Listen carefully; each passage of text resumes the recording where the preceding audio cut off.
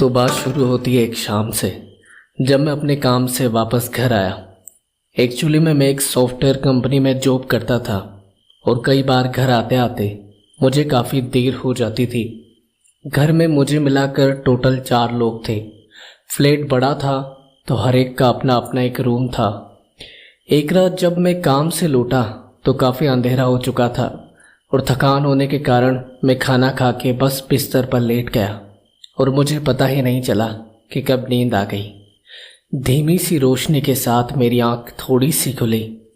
वो रोशनी काफ़ी थोड़ी सी थी और दीवार के ऊपर लगे मिरर से रिफ्लेक्ट हो रही थी।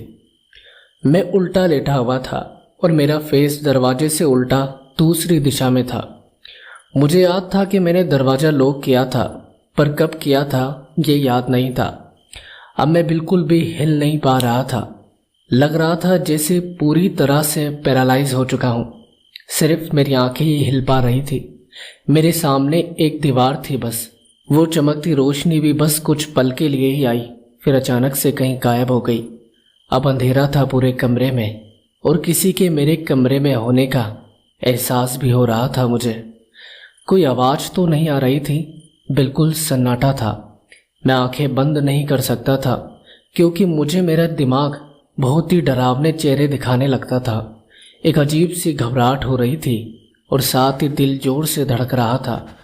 मैं बहुत धीमे धीमे सांसें ले रहा था ताकि कमरे में होने वाली कोई भी छोटी से छोटी हलचल मुझे सुनाई दे, पर फिर भी कमरे में मुझे सिर्फ मेरी ही सांसों की आवाज़ सुनाई दे रही थी।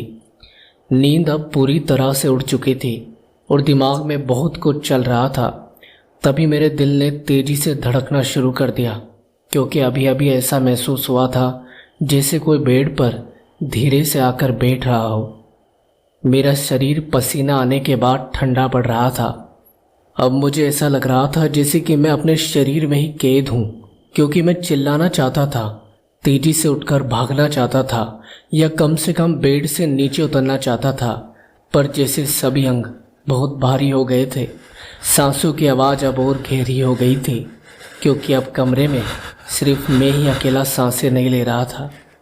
दीवार पर लगी क्लॉक टेढ़ी होने लगी और तभी मेरे सीने में एक भारी सा दर्द हुआ और इसी के साथ मेरे मुंह से एक जोरदार चीख निकली। अब मैं जोर जोर से चिल्ला रहा था और हर चिल्लाहट के साथ मैं हल्का महसूस कर रहा था। मैं 4-5 बार लगातार चिल्लाया और तभी मेरे फ्लैटमेट्स दरवाज़ा खटखटाने लगे और मुझे आवाज़ें देने लगे। मैं जैसे ही उठकर दरवाज़ा खोलने गया, मेरी नज़र खिड़की पर पड़ी। वहाँ पर कोई बैठा था जिसके बहुत बड़े बड़े पंख थे। मुझे पता नहीं वो क्या चीज़ थी, लेकिन एक बात मैं जानता था कि वो क्या हो सकता था। मैंने भागकर दरवाज़ा खोला और उनके पूछने पर दीवार पर उल्टी हुई क्लॉक को दिखाते हुए बताया कि यहाँ कुछ तो गड़बड़ है, मुझे बहुत डर लग रहा है।